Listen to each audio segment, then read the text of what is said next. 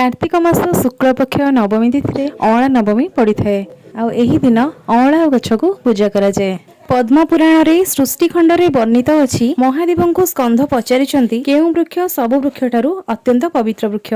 उत्तर रे महादेव कहिछंती अँला वृक्ष बा धात्री। अँला वृक्ष को धात्री मध्य कहा जाए। एकादशी तिथि रे गोटे अँला भगवान विष्णु को भोग लगाई भक्षण कले गंगा गया काशी आदि पुष्कर तीर्थ रे स्नान करिवार पुण्य फल प्राप्ति होता है। जेकोसी एकादशी तिथि रे अँला वृक्ष मूल रे जलदान कले समस्त प्रकार पापनाश हुए।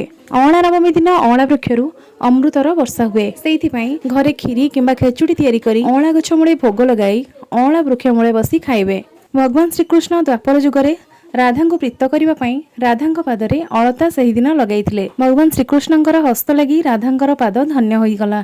से राधा पाद को जी एही दिन दर्शन करती राधाकृष्णकर अपार करुणा तांको प्राप्त हुए। से अँला नवमी दिन माँ राधाराणी श्रीचरण दर्शन करने पूजा करने हेउची सनातन धर्मर परम कर्तव्य।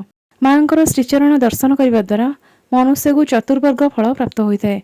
सौभाग्य वर्धन होता है। आयु जस कीर्ति वृद्धि होता है।